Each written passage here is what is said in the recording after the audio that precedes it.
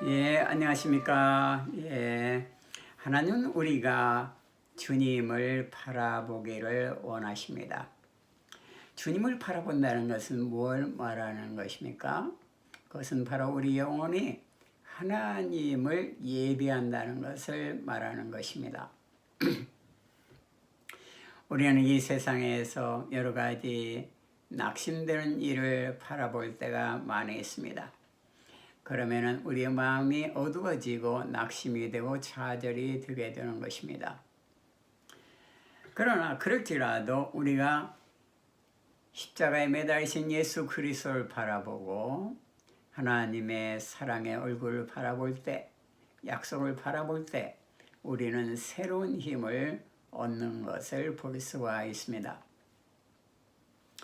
주님을 바라본다는 것은 무엇을 말하는 것입니까? 그것은 바로 하나님께 예배 드리는 것입니다.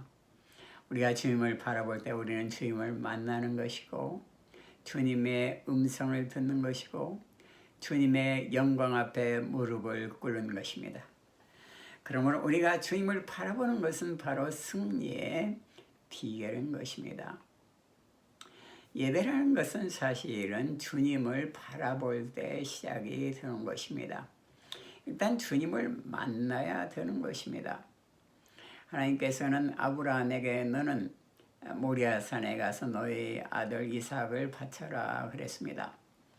그래서 아브라함은 이삭을 내리고 모리아산에 가서 하나님께 드렸는데 하나님께서 나타나셔서 아브라함에게 아들을 죽이지 말 것을 명령하고 또 순양을 하나를 예비하고 그것으로 대신 예물을 드리겠습니다. 그리고 거기에서 아브라함은 하나님을 만나고 하늘의 별과 같이 땅의 모래알 같이 그 자손이 번성하며 그가 큰 축복을 받게 되는 것을 볼 수가 있습니다. 하나님을 바라보고 하나님을 만나게 되는 것입니다. 야곱은 형 에서를 피해서 도망가다가 광야에서 쓰러져서 지쳐 잠을 자게 되었는데 아무도 자기를 돌볼 사람이 없었습니다. 그런데 꿈속에서 하나님을 만났습니다. 내가 어디를 갔니 너와 함께하며 너를 보호해서 이 땅으로 돌아오게 할지라. 너를 향한 모든 나의 계획이 이루어지기까지 결코 너를 떠나지 아니하리라. 이렇게 하나님께서 약속했습니다. 야곱은 그 자리에 일어나서 돌베개를 세워서 하나님께 예배를 드렸습니다. 예배를 드렸습니다. 그 후에 그는 약속대로 하나님의 약속대로 모든 축복을 받았던 것을 보는 것입니다. 그리고 다시 예배드린 그 자리에 와서 다시 이제 큰 축복을 받게 되는 것을 볼 수가 있습니다. 요나는 큰 고기 뱃속에 들어가서 바다 뿌리까지 내려갔는데 그 바다 뿌리에서 큰 고기 뱃속에서 하나님께 부르짖으며 하나님을 찾았습니다. 그런데 요나는 다시 하나님의 은혜를 체험하고 사명도 받는 것을 보는 것입니다.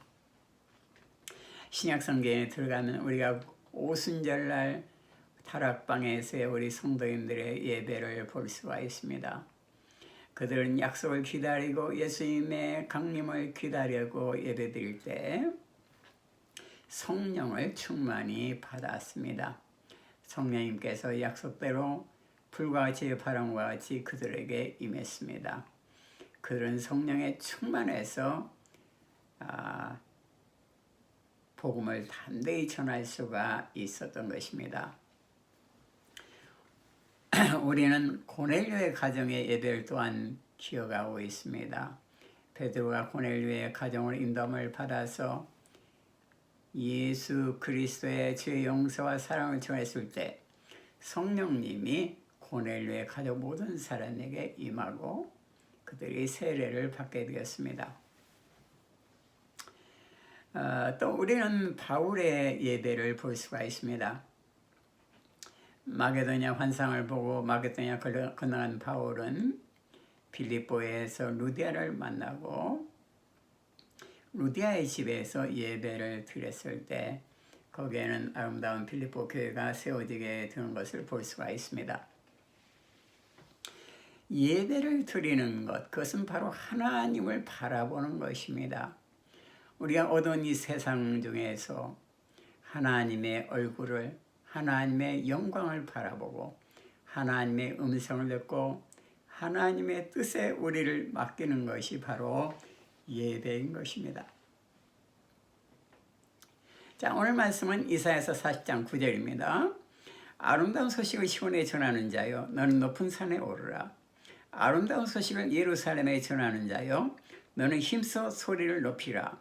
두려워 말고 소리를 높여 유다의 성읍들에게 이르기를 너희 하나님을 보라 하라. 너희 하나님을 보라 하라. 너희 하나님을 보라. 이것이 우리를 향한 오늘의 메시지인 것입니다. 우리는 담대하게 하나님을 바라보라 이렇게 의지할 것입니다. 하나님을 바라볼 때 하나님은 긍휼히 무궁하신 분이고 상급과 보응이 그 하나님으로부터 주어지기 때문인 것입니다. 우리는 어떠한 순간이라 할지라도, 어떠한 절망의 순간이라 할지라도, 낙심의 순간이라 할지라도 하나님을 바라봐야 될 것입니다. 자, 그러면 우리는 왜 하나님을 바라봐야 됩니까?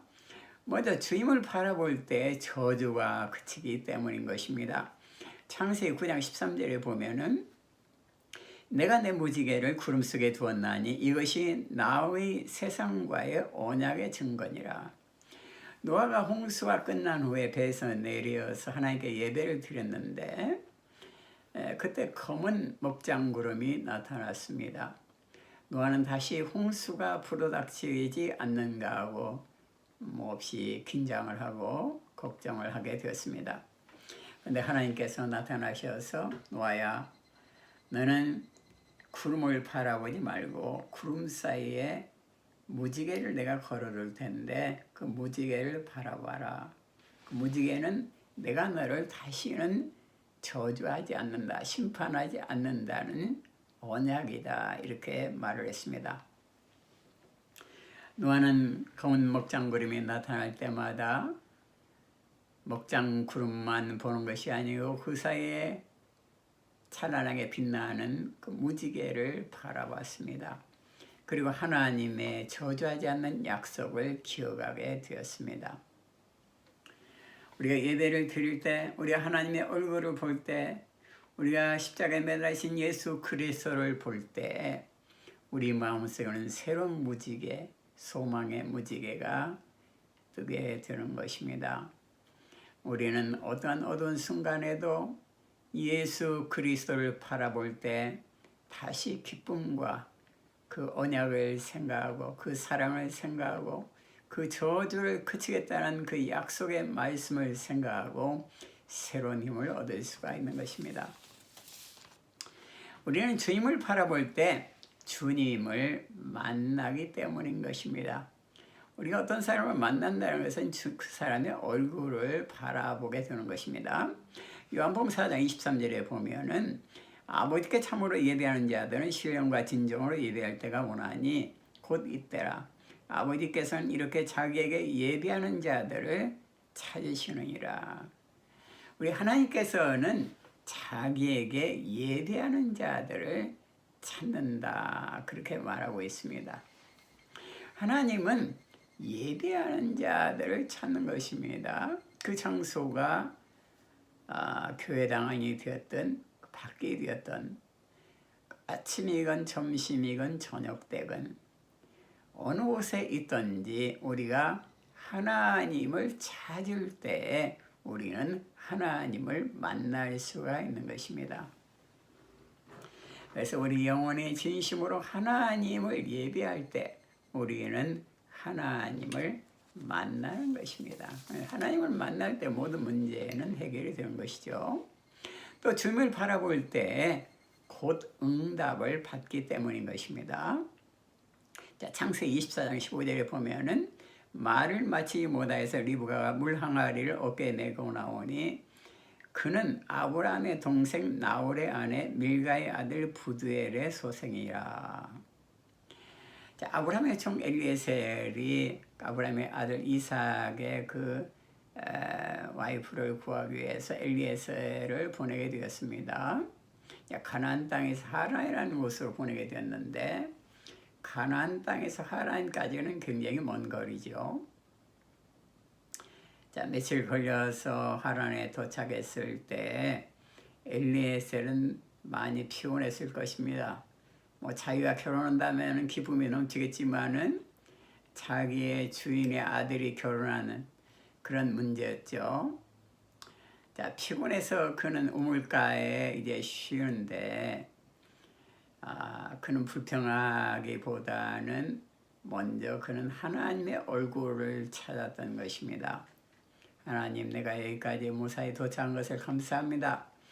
이제 우리 주인의 아들의 아드님의 며느리감을 지금 구하러 왔는데 내가 지금 목이 마른데 어떤 아가씨가 와서 물을 좀 달라고 할 때 친절하게 물을 주는 사람이 있다면은 그를 우리 주인의 며느리로 삼았으면 좋겠습니다. 이렇게 이제 기도를 했습니다.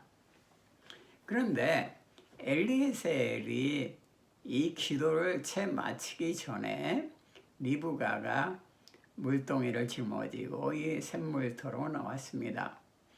그리고 기도했던 대로 나에게 물 좀 달라고 그랬더니 리브가는 친절한 마음을 가지고 엘리에셀에게 물을 떠줬던 것입니다.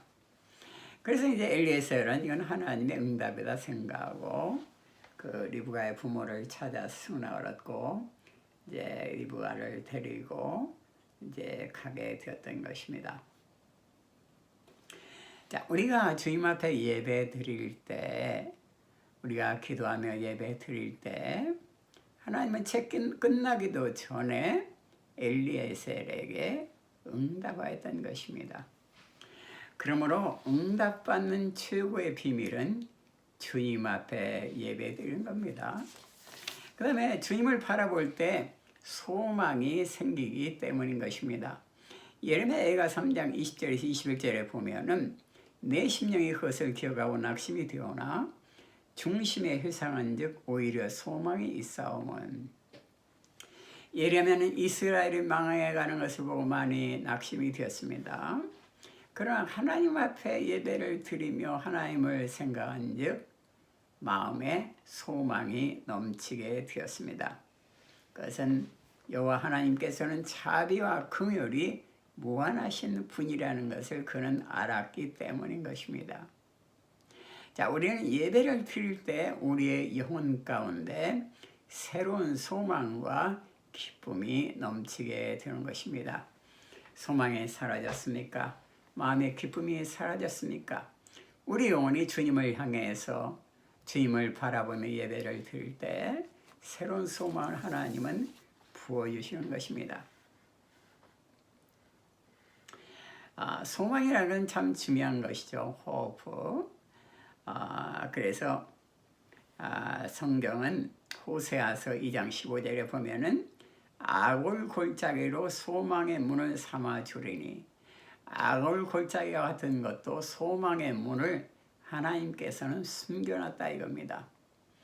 또 신약 성경에 들어가면 바울은 이스라엘의 소망을 인해서 쇠사슬에 매였다 그랬습니다.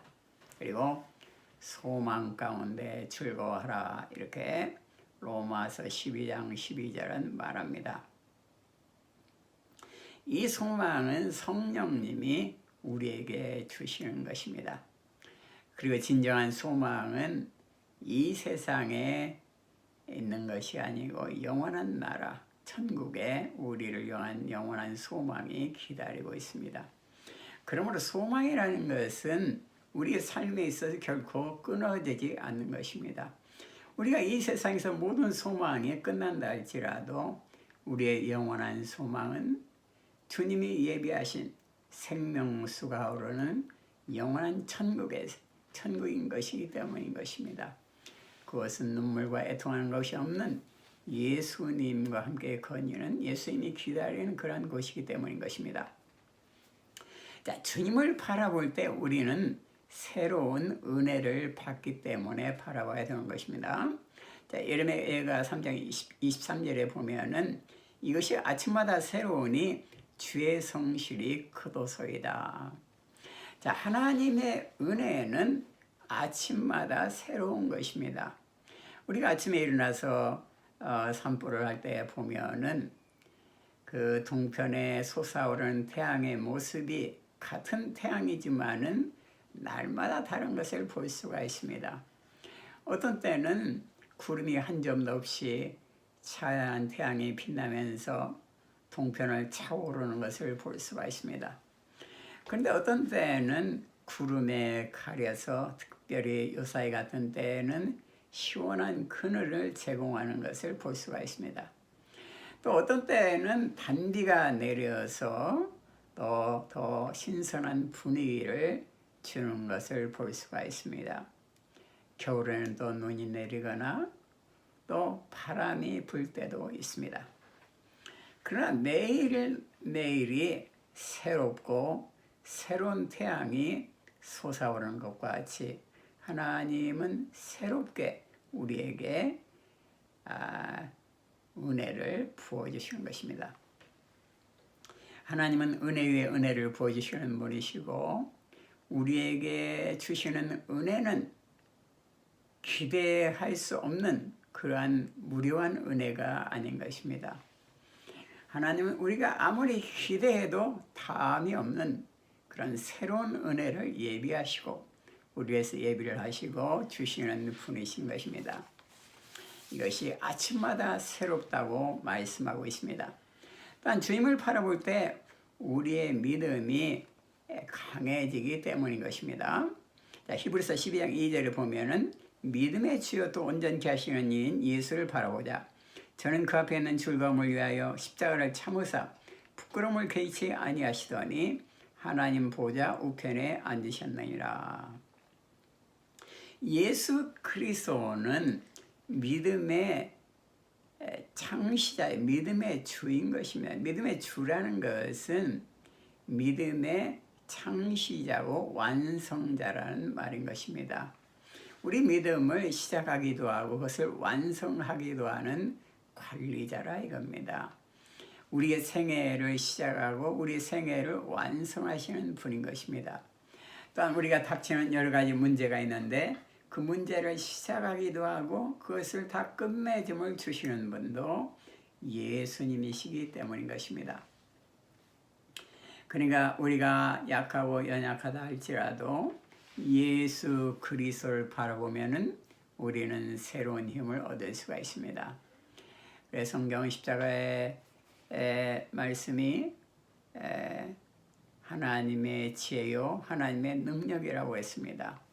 우리는 예수 그리스도를 바라봄으로 완전한 사랑, 우리를 완전케 하시는 주님의 사랑을 깨닫습니다.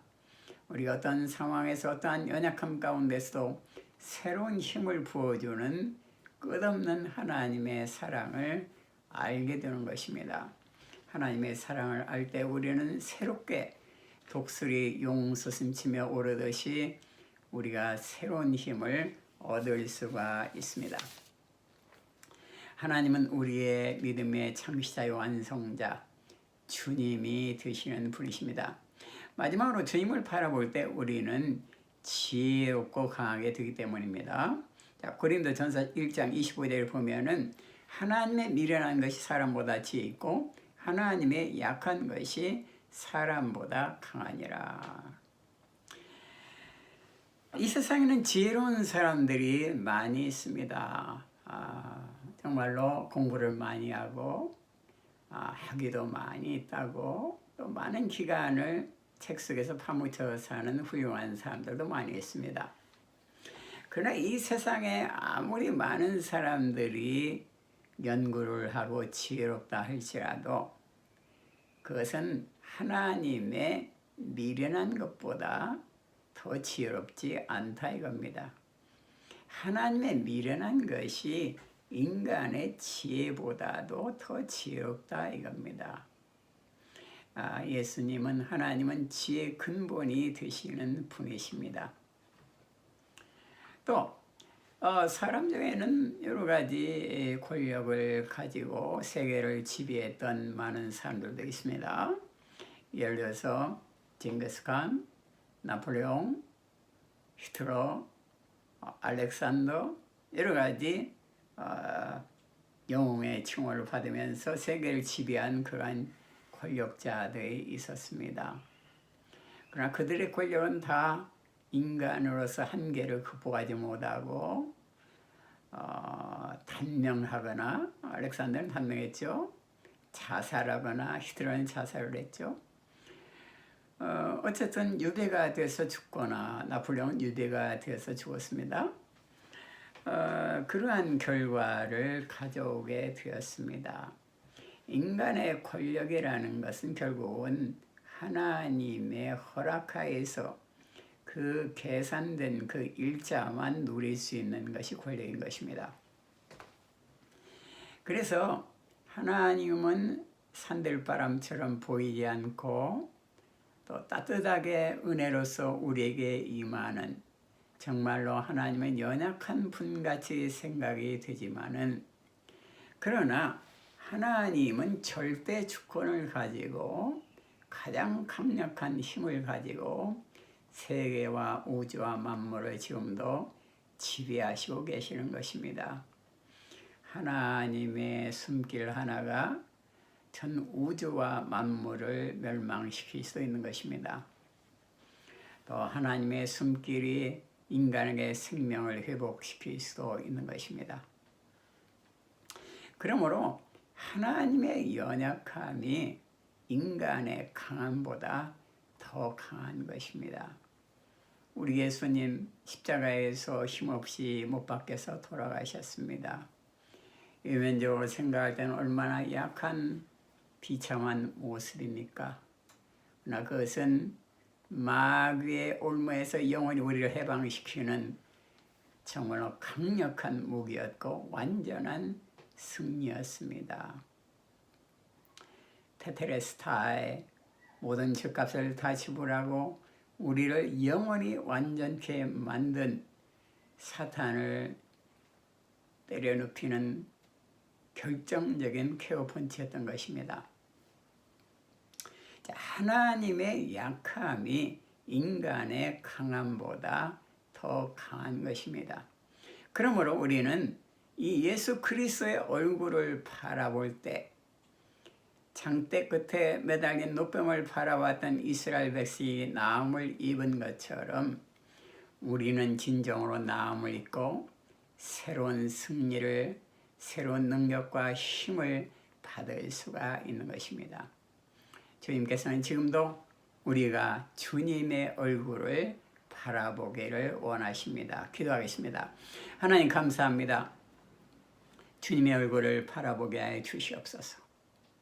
우리의 영혼의 초점이 주님의 얼굴을 향하게 하시고 현실에 어떠한 어려움과 낙심과 어둠이 있다 할지라도 우리는 검은 구름 사이에 나타나는 그 찬란한 무지개와 같은 우리 예수님의 얼굴을 바라보며 십자가의 그 피 흘린 놀라운 사랑을 기억할 수 있도록 인도하여 주시옵소서. 모든 지와 저주에서 우리를 해방시킨 예수님, 주님의 은혜를 감사하면서 주님의 얼굴만을 바라보며 항상 승리하게 하여 주시옵소서. 예수님 이름으로 기도드립니다. 아멘. 네, 감사합니다. 할렐루야.